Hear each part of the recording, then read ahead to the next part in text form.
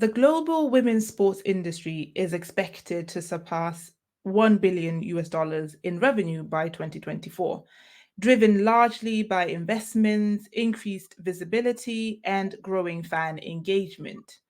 An example of this financial success, according to Quartz, is how FIFA Women's World Cup Australia New Zealand 2023 was the first to break even after years of financial loss. I'm your host, Lorraine Moalusi. Today, I am joined by founding member and advisor of Mercury 13, Nancy Hensley, director at Sisu Sports Management, Lindy Ngwenya, and event manager and ticketing strategist, Julia Roca Valverde, for a panel discussion on empowering women's sports, how decision making influences profitability in sports. Julia, Lindy, and Nancy, thank you for joining me for this panel discussion. I'm going to start us off with an icebreaker question. And for this, please can you name an organization outside of your own and Data Talks, of course, that you believe is contributing to the acceleration of women's sports growth? Maybe we can start with you, Lindy. Yeah, thank you very much, Lorraine, for inviting me on this particular podcast. Yeah, so I think really in terms of women's sports growth, it's the new kind of innovative leagues and the formats that are coming out are really helping to drive some of the excitement and the growth around the sport. And that's where I really wanted to sort of focus, because you cited the example of the Women's World Cup in Australia, and what a big amount of momentum that built for women's football. But then if you look at the Australian A League for women, has there been more finances? Have there been more resources thrown into that league? That's an incumbent, legacy league. I would say, from my perspective as a football agent dealing with clubs, that the answer is no. So to me, the way forward is new leagues, new formats, injecting fresh capital and fresh ideas into the women's sports space. And specific examples that are really exciting me is some of the stuff that's happening in North America. You had the USL Super League, that the inaugural season's actually just kicked off about a month ago. That's been graded the Tier 1 league alongside the NWSL, and that really gives another pathway for the huge talent pool of women's footballers in the States and beyond that. And then you've got coming on board at the beginning of next year the Northern Super League in Canada. I mean, Canada for years has been one of the biggest nations for women's football, and there's been no real genuine pathway for players.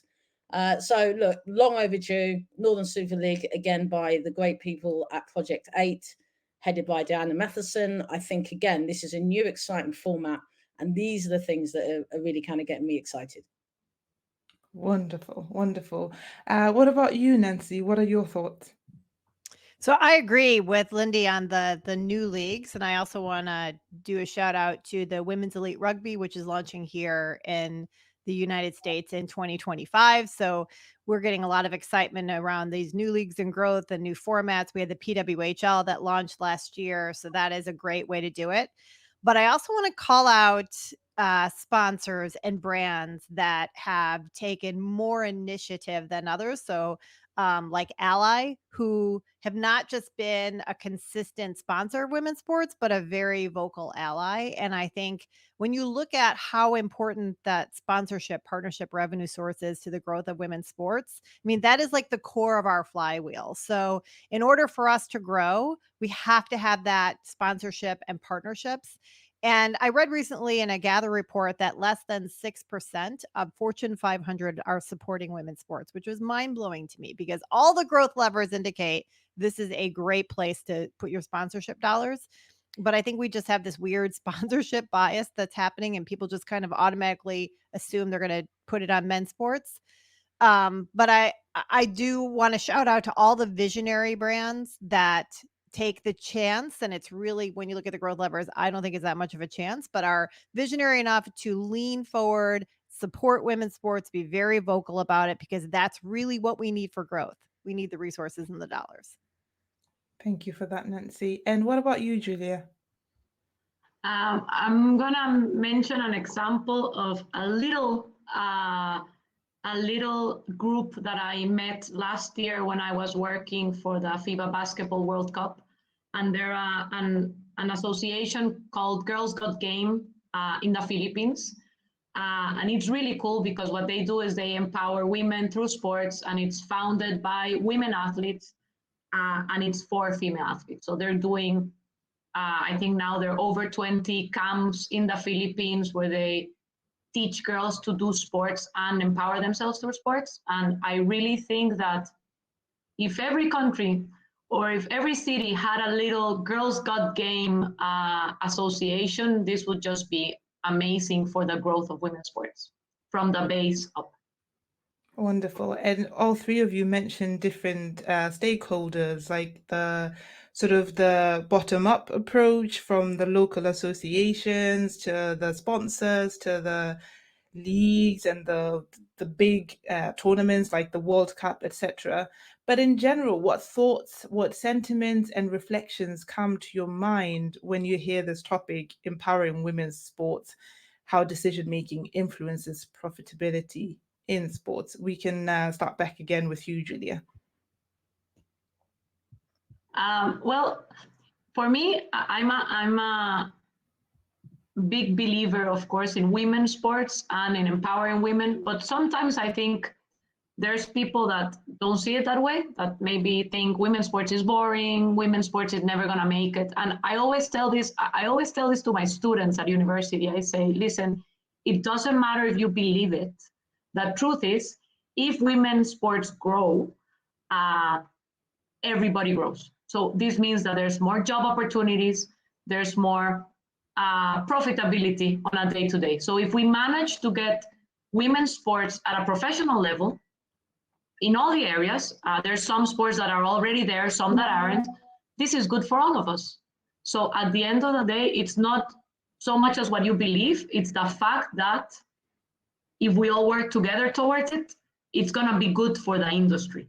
And I think this is where we need to focus a lot, that if the industry grows in general, there's more money. And at the end, we're talking profit here, right? So this is the sentiments that and the thoughts that come to my mind when I read this. That's so fantastic because it sort of echoes where our standpoint as Data talks as well, that it's not men versus women, it's actually us as a society. There can't be growth for all of us if one part of that society is not growing. So completely understand where that sentiment is coming from. What about you, Lindy? Yeah, listen, I think the prism or the barometer that we're measured at in terms of women's sport is really loaded against that. What I mean by that is that the men's game has had, like, if I'm talking about football specifically, my background, 100 odd years to get to a model where they're generating huge amounts of revenue in terms of broadcast, in terms of sponsorship, etc. Now, the big dimension everyone forgets about when they talk about profitability, we all know it's revenue minus expenses fundamentally, but the big dimension is time. And that time dimension is what you have to apply to women's sport, because it's starting at a much later point. I'll use my own analogy again, being a talent manager, right? When we sign a young football player, we're taking the view that obviously over the lifetime of their career, that this is a player who is clearly marketable, who will generate enough revenue to bring in enough for the agency to be able to support that player and support the business operations. When they're a 16-year-old and they're not playing under a professional contract and earning zero, I'm not knocking at the door of one of my player managers and going, hey, where's the profit in this? We understand that you have to look at the lifetime value. And I think it's the same case with women's sport. It's about us, all of us who are really invested in women's sport, to have a real kind of sense of direction and vision in terms of where we want to get to, understand what we think the end case is, and then we can justify the investment. And it's not going to be profitable on day one. And that's the way we have to look at it, not being held to standards versus things that have been around for decades and decades. Wow. Amazing. I think we all agree with that sentiment. What do you think, Nancy? So I actually been thinking about the word empower a lot recently, because when we say we want to empower women's sport, it kind of assumes that we didn't have the power before.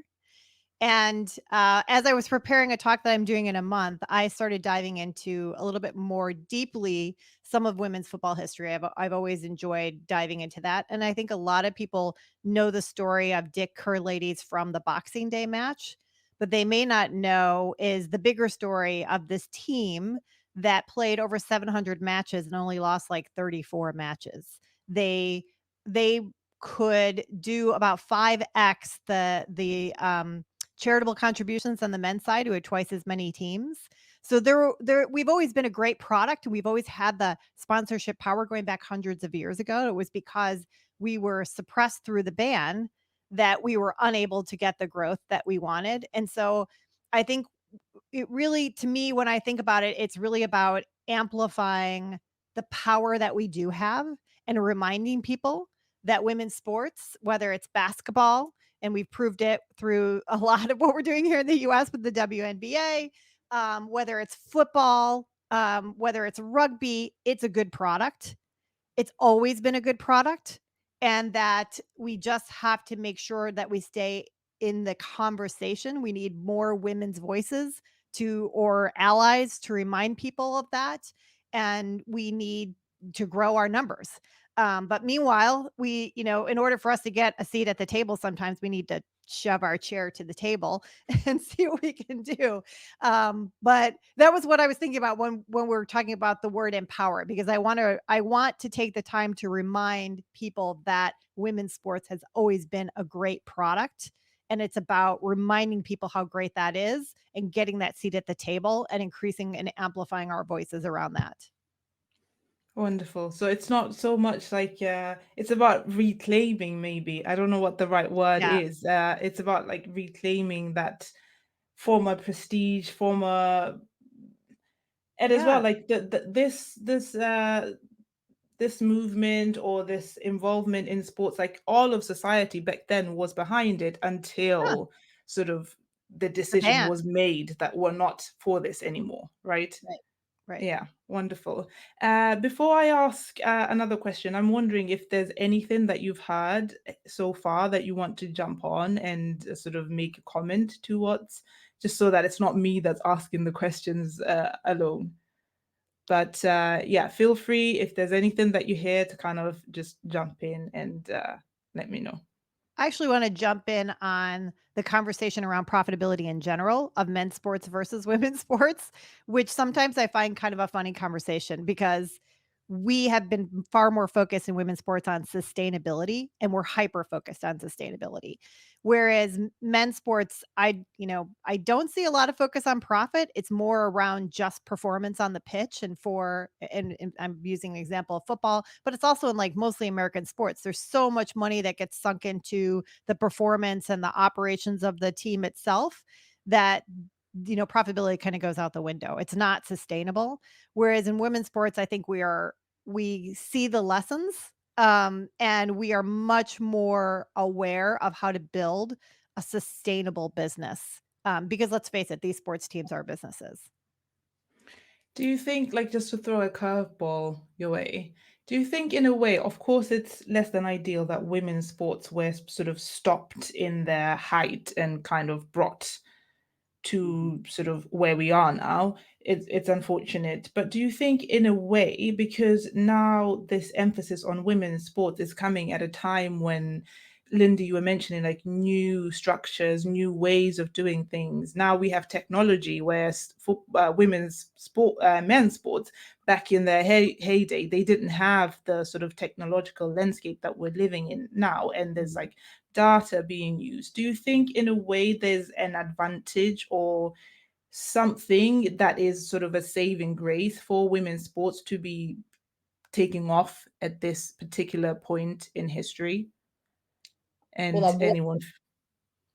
sorry. Yeah, what I would say is I think what we've got the advantage is that we can take some of the lessons from history, some of the things that have been done really not so well, in terms of the men's sports space, and avoid those, and make sure that, you've mentioned, the advent of technology, and particularly in its application, not just to the performance side, but also I'd say to the business side of sport. And I think we really can leverage off that to to get, for instance, deeper insights into, our potential audiences, to really save some of the heavy lifting that I think has happened in the past, some of the kind of cul-de-sacs that people have gone down with regards to trying to grow sports, and apply that to the women's sport, and really, really enable it to grow unconstrained. I think as well, we're not encumbered by entrenched views and attitudes as to what women's sport should look like. One of the things I find really interesting, again, I sort of, being based in London, growing up in this sort of landscape of European football, and then I see how the sort of women's football in particular is developing in the States. I really kind of see the contrasts, and, see where I feel kind of the advantages are with some of the North American model. And one of the big advantages I feel is that you have so many more independent women's clubs. So they are unencumbered with some of the sort of legacy thinking or fossilized thinking that you have around the traditional, seen to be male game over here in Europe. And you're seeing the growth of women's football in Europe, but it does feel that there's a bigger headwind there because of some of these sort of entrenched views. So look, I think it's an exciting time, and it is the right time with all the factors that we've thrown in with regards to tech, new franchises, new leagues, new teams, etc. Nancy, this one is for you. How do you think decision-making structures in sports, the current decision-making structures, affect the profitability of women's sports organizations? So generally in sports, rights has driven a lot of the money in the ecosystem, right? So companies buy those rights, and then they're kind of burdened with the profitability of those rights. And those rights have been going up every year. And I'm talking probably more from the men's perspective, because we haven't had as much of the benefits in women's sports as some big media rights like the men's team has. But if you're paying hundreds of millions of dollars for rights, then you are heads down focused on monetizing, and maybe not even getting a chance to really get innovative, right? And so there's this kind of this circular challenge that we have based on the cost of rights continuing to go up. And then, as we just talked about, the distribution of those funds back into the teams and leagues hasn't exactly been even between the men's and the women's. So we're not seeing the benefit of those large broadcast contracts. They're primarily being funded on the men's side. That's why having that independence and some of the work that's being done in the WSL to pursue much larger contracts, and we've seen upwards of 40% increases in broadcast contracts in women's football in the last year or so.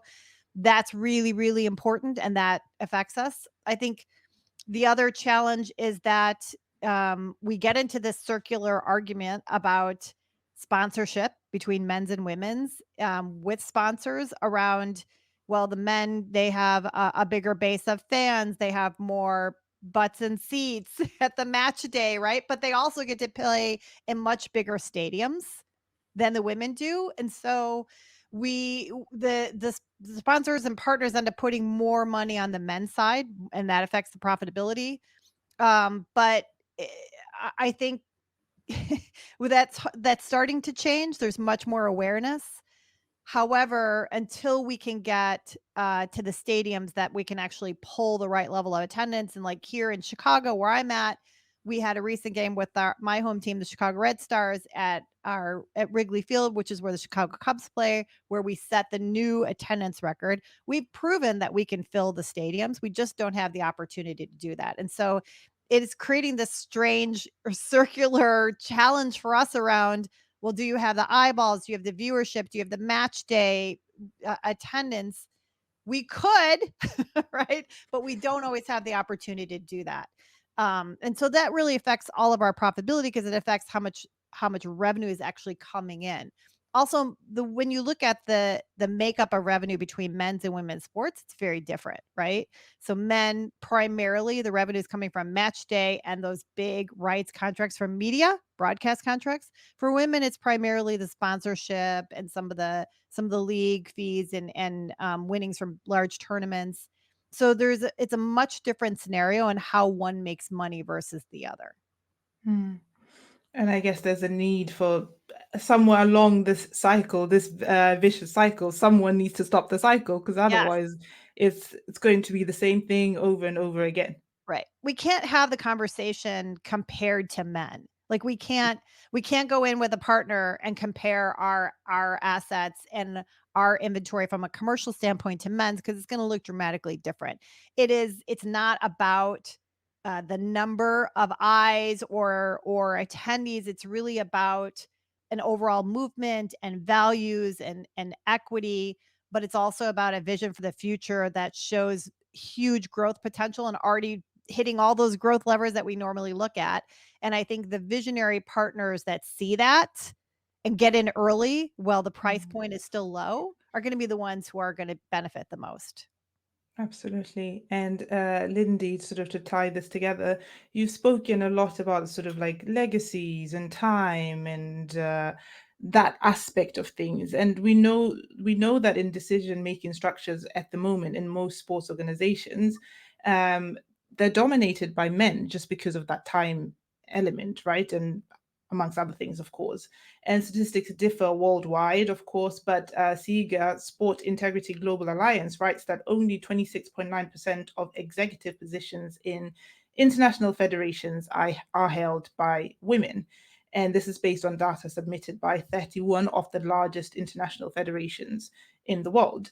How effective are these current structures in sort of getting the job done and making decisions that grow women's sports? Now, where we talk about like breaking that cycle that Nancy was talking about. Yeah, I mean, the simple answer would be then they're not effective. And as Nancy's already alluded to, that's one of the reasons why she's involved in her organization to, maybe create other alternative ways that we can break this cycle. The thing I actually want to raise it up another level from above the federation level. I actually think that there's significant leadership can come from the governmental level. And I'll give even a very recent specific example. The beginning of this month, you've probably seen the MOU in South Africa between the Ministry of Sports and the Ministry of Education, with the aim of transforming access to school sports for children from underprivileged, rural, etc. societies. These government can actually move these big levers that federations really don't have the power to do. The transformative effect of that in terms of at scale being able to get more children and by implication more girls and more boys involved in sport will clearly at the other end have a huge effect then in terms of numbers and the growth of the sport in terms of participation.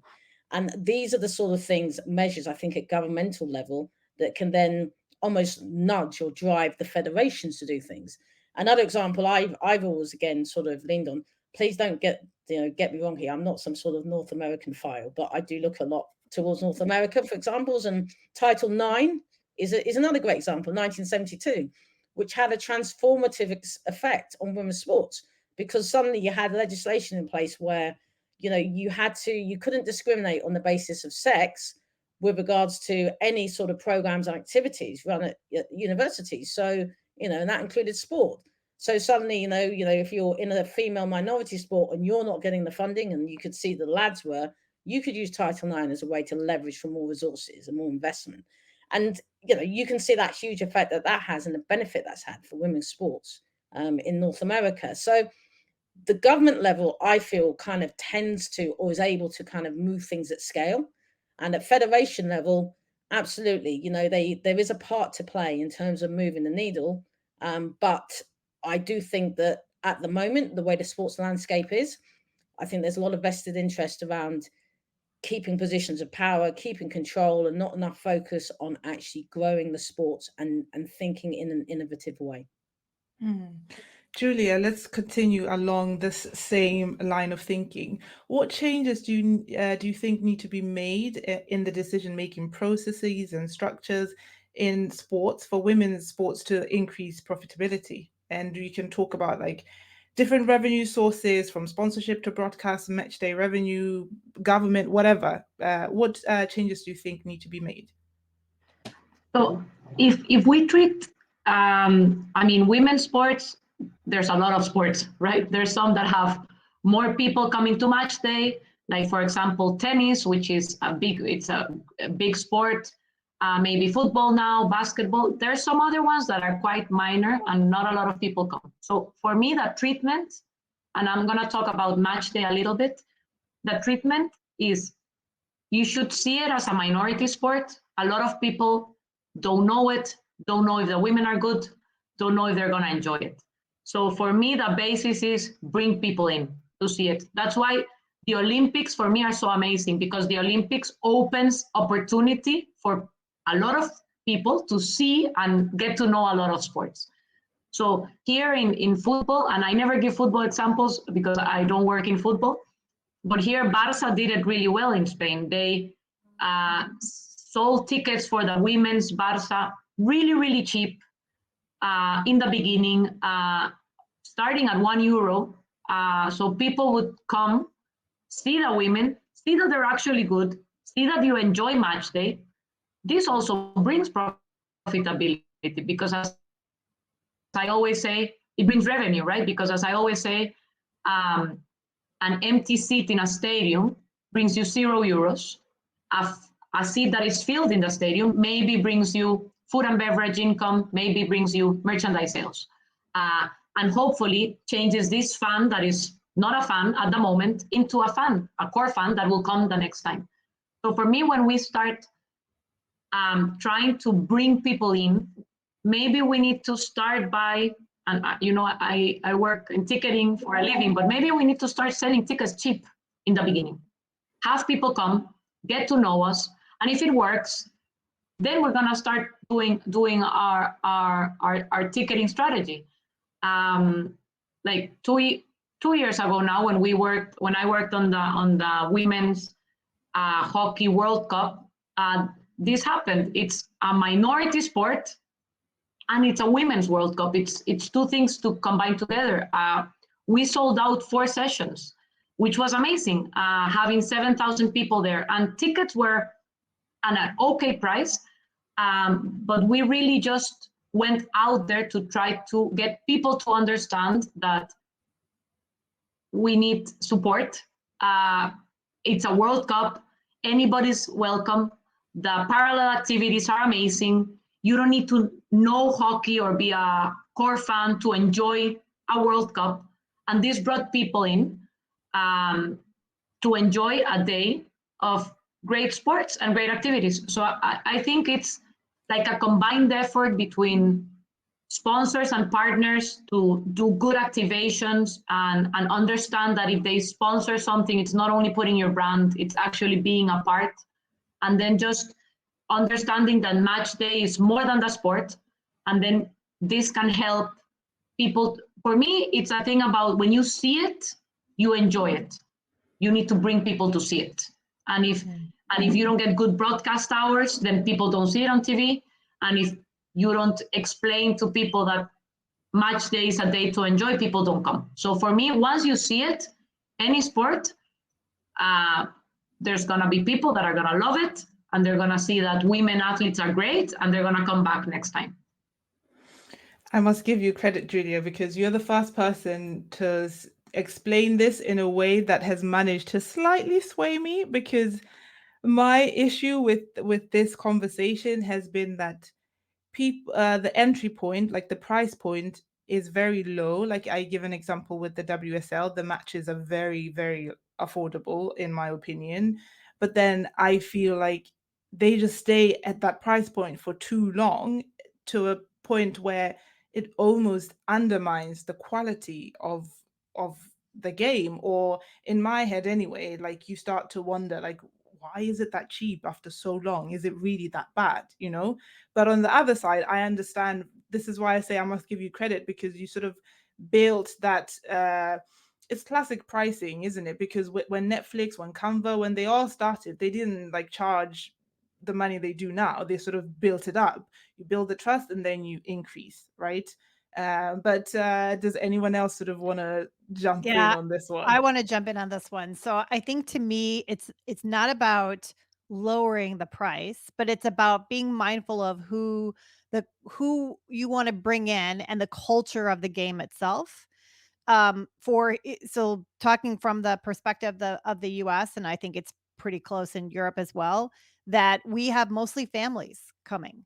And so when I think about when I would take my kids to a Chicago Blackhawks game, because we're big hockey fans here in Chicago, it would cost nearly $600 for just the tickets.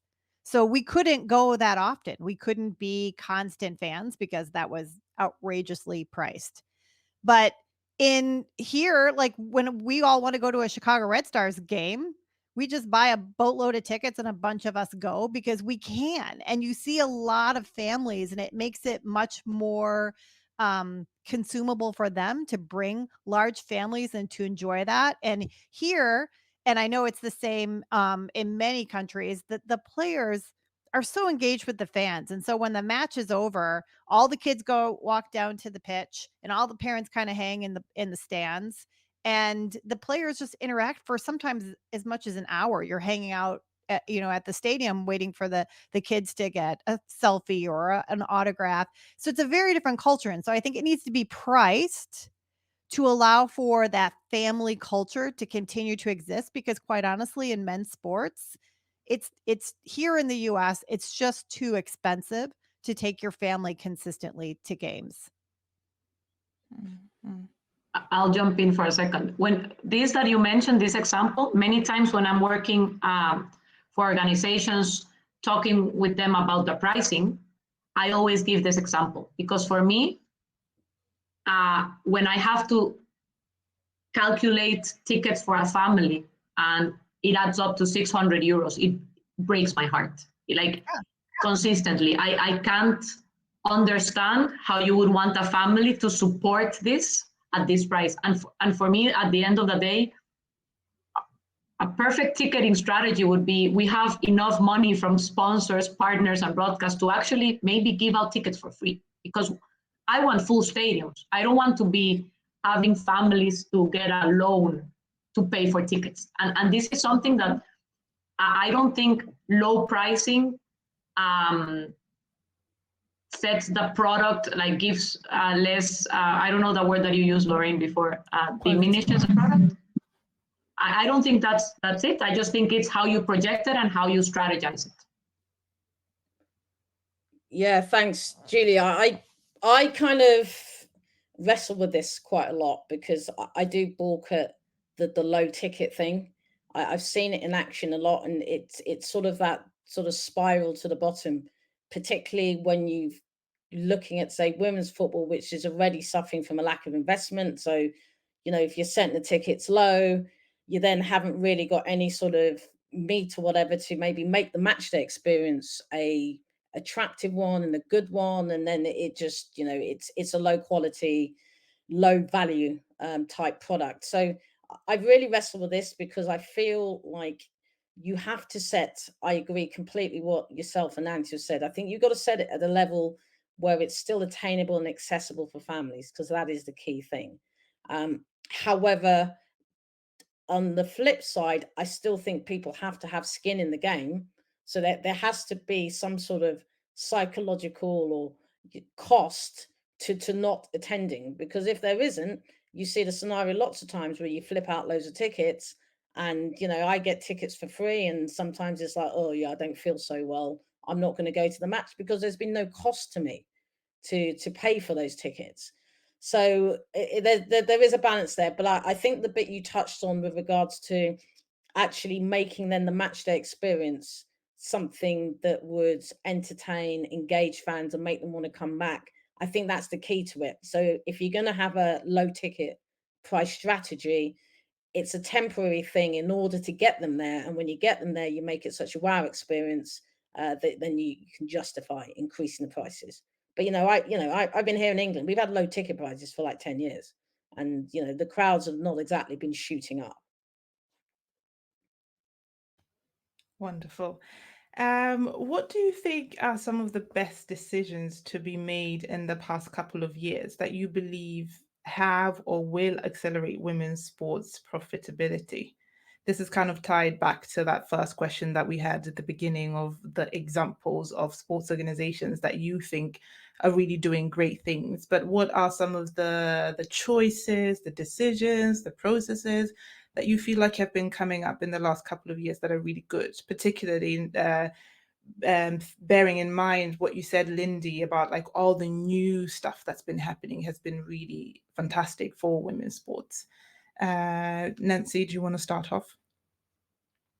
Sure. I think challenging the norms of what ownership of teams look like has been a big step forward. And we have to call out our friends at Angel City, who were the first to really lay the foundation of, we're going to build it differently. We're going to focus on the commercial value of the team. We're going to have celebrity ownership.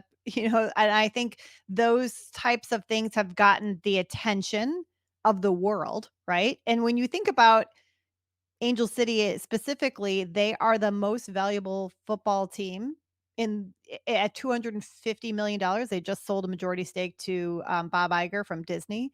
They were not the top team. They did not win a championship, but they built it based on commercial value because they realized they needed to build it differently. They needed to focus on that commercial value. And then they leaned into the value of the players themselves, because we know from a lot of data that women athletes get about 2 times the engagement of their male counterparts. And I think that comes from the fact that they've had to be good at that, right? Because they couldn't really make a living out of just their salaries, right? They still, in many cases, cannot. So they've gotten really good at endorsing, at being social, and creating that engagement with fans as well. And so their value to sponsors is significant. And I think those of us, and that's a lot of the theory we have for Mercury 13 as well, is like really challenging those norms. And that's brought in a lot of new investors into the space, because we're raising up the thoughts about, we want to do things differently. And I think for women's football, that's changed significantly in the last few years. And you've seen major changes in the WSL as a result, structural changes. Everyone is kind of paying attention to, let's build this differently. It's time. It's time for more investment. It's time to accelerate that growth. So I see that as probably the biggest thing that's affecting change and growth. Any thoughts, Lindy?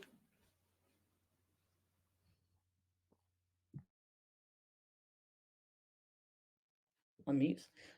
Yeah, I think, look, Nancy's covered really similar ground to what I've said earlier, and I'd sort of reiterate. I think it's around some of the innovations that have happened in recent years on the team side, with Angel City obviously being the sort of flag bearer of that.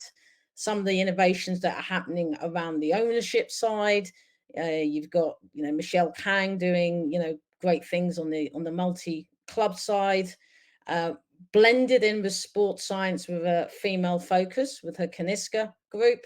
You've got, dare I say it, Mercury 13 as well, with their own vision of, again, how to evolve the ecosystem.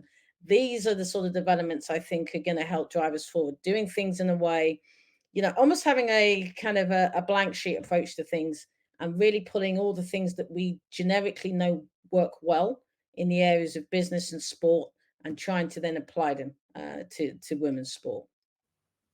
Wonderful. Julia?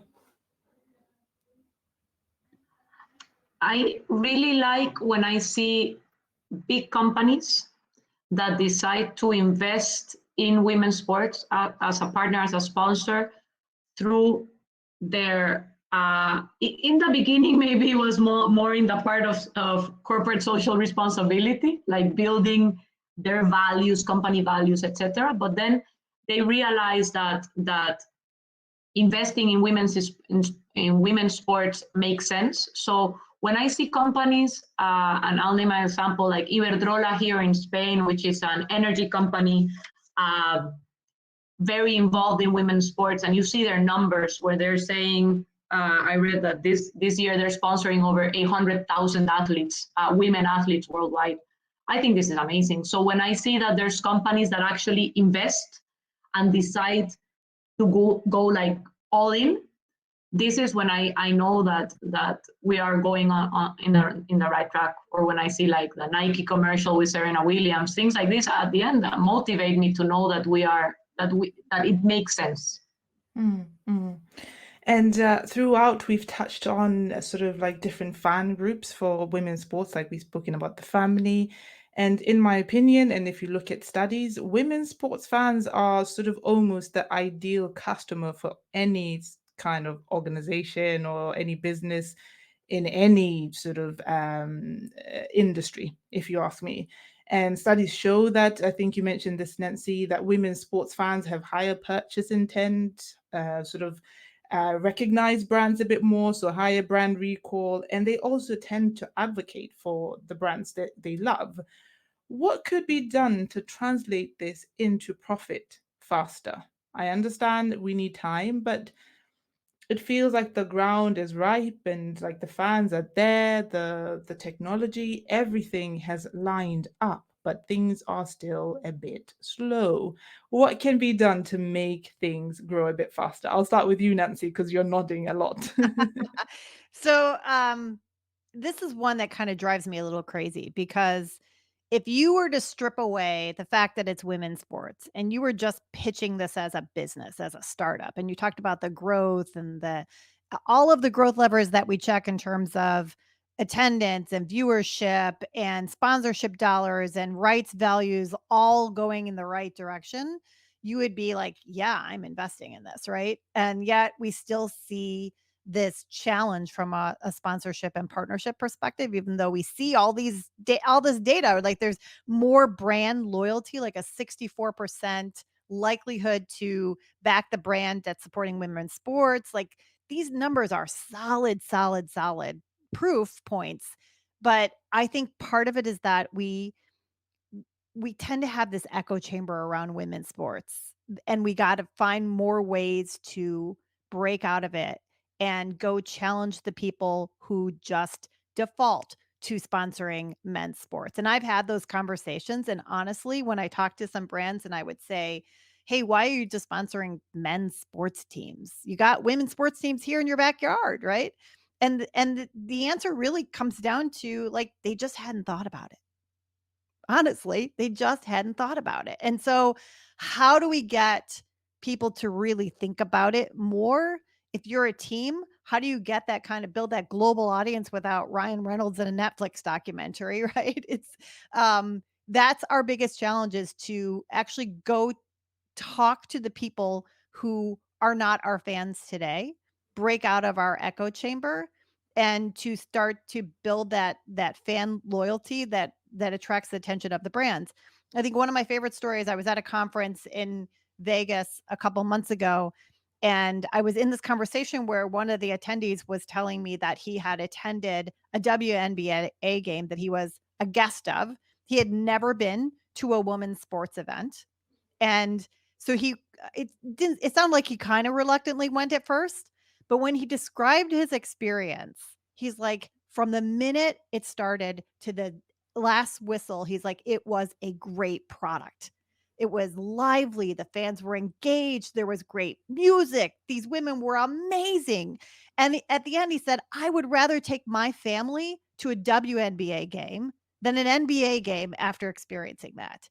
So we have to find more people like him, and we have to get the brands to listen that would normally just not even think about it. I mentioned earlier that Gather report where it was only 6% of the Fortune 500, the ones with the big money, right, are investing in women's sports. Why is that? I think it's habit. I think they're outside of our echo chamber. We got to pull them in. That's such a profound thing, because in its simple, like, at human beings, were people where we like routine, we like habit, we do what we've done before, we do what's familiar. So actually such a small thing can be so detrimental. Yeah. Julia, do you want to go next? I just wanted to ask like an open question. Sometimes I think all of this, what you were talking about, Nancy, it's because their decision-making process is more simple than we think, and maybe they just see numbers, big numbers. So men's football, big numbers, women's football, smaller numbers. And maybe they don't see the quality in the numbers. So it's like you say, what also needs to change is our way of explaining it to those decision makers or to those people that can actually invest, because the numbers that we can show are probably smaller and newer. At the end of the day, Lindy mentioned this in the beginning.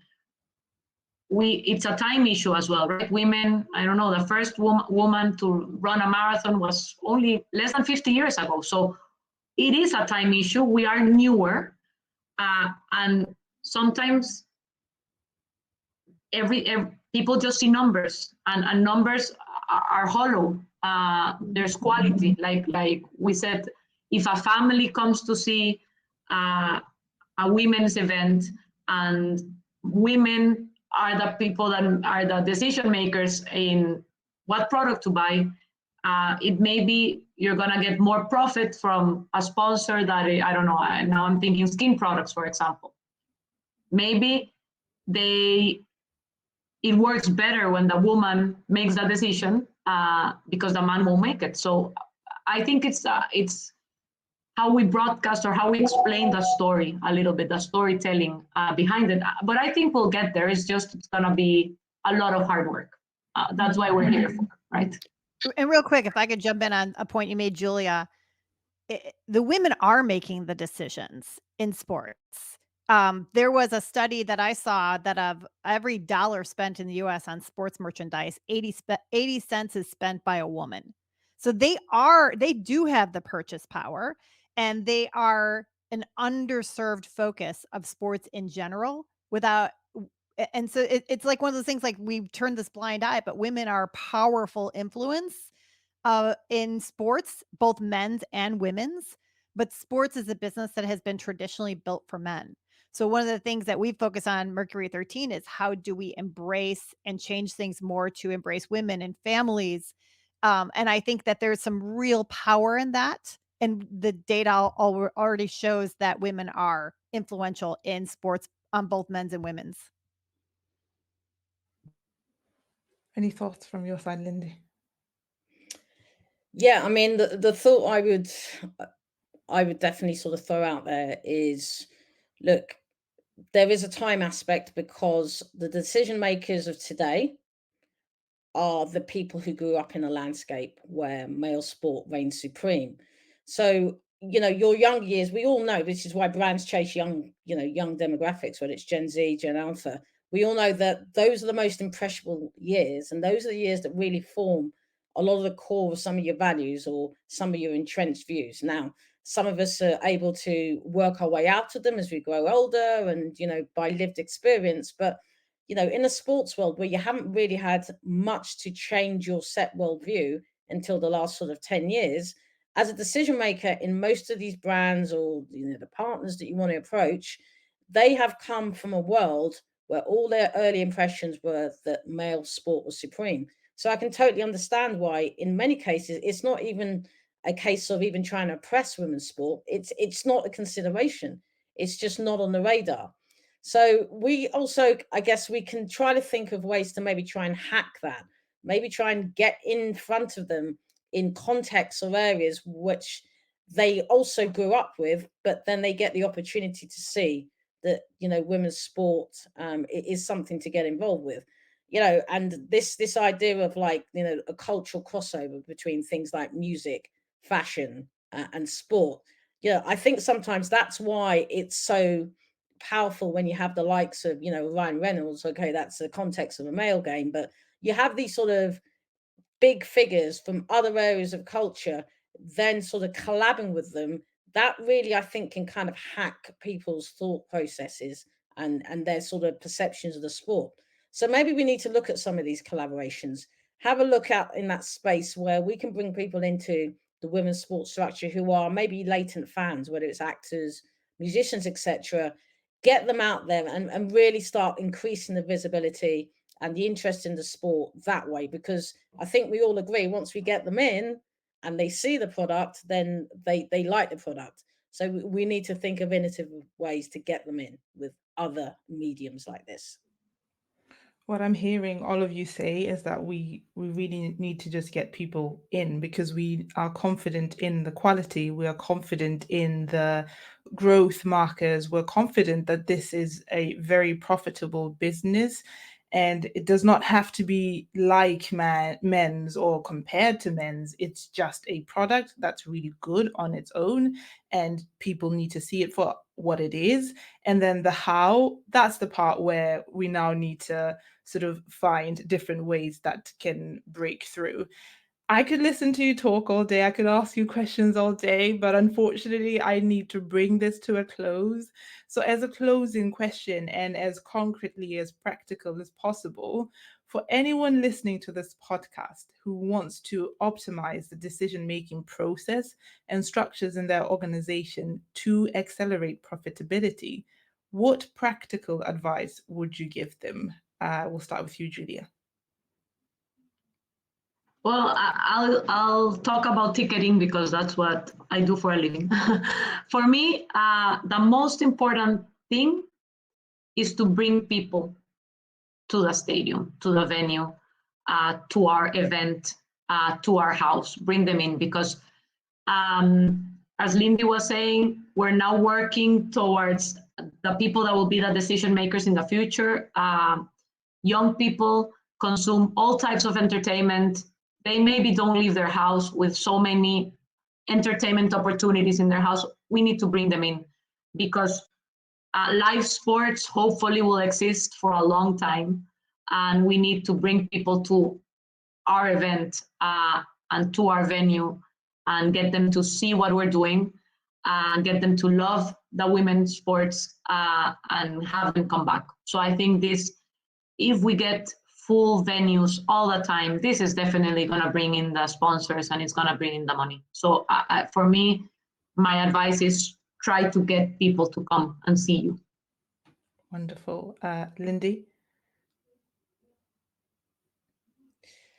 Yeah, I think just sort of pulling together what Julia and everyone else has said, I just think now this is the time that we need to be creative in terms of getting people into the stadiums, getting people to watch the sport. I think we need to make sure that we set ambitious targets in terms of growing women's sport across the board, and not just going, oh, begging bowl out, oh, please help us. We really need help. We need the resources. As Nancy already alluded to, we've got some kick-ass product out there across the range of women's sport, right? We also have the power in our hands as women, as ultimate consumers, to really be able to drive some of that growth and some of that engagement across all of these suite of women's sports. So I think we believe in ourselves. We go out there, we make the case, not just to the people who like to hear us, but actually go out into those uncomfortable spaces and talk to the people who probably are sick of hearing us or don't want to hear us at all, and make the case. And ultimately, that's how we will help to drive the growth of the game. Let's not all talk to each other who we like very much. Let's get out there and talk to the people who may not like us so much. I'm happy to do that. I'm an agent. Everyone hates us. Wonderful. Not so wonderful, but yeah. Let's see. I totally agree with that. Definitely break out of our echo chamber, go talk to the people who are not even thinking about it. I think that's so important. I think if you're a sports organization, you need to make sure that you have a diverse leadership team. And I'm not talking about bring in all women. We need the male allies, just diversity in general. That is a winning strategy for in business. It's been shown time and time again that should be translated easy into sports. And I think, from somebody who has pitched investors a lot around this, we need to look at this and talk to people about it as a growth stock, right? Somebody once thought Twitter or X was a bad idea, and look where it went, right? It is a growth stock, and all of the growth indicators are leading in the right direction. And that's how we've got to put it. We're not at the same place as the men's game, but also if you look at some of the transactions in the space, and particularly women's football here in the US, they're mind blowing. Like you look at the we talked about Angel City, but San Diego Wave, gentleman purchased that team or did a franchise fee for under 5 million, sold it for 115 million in less than 5 years. Show me where you get that kind of return in men's football.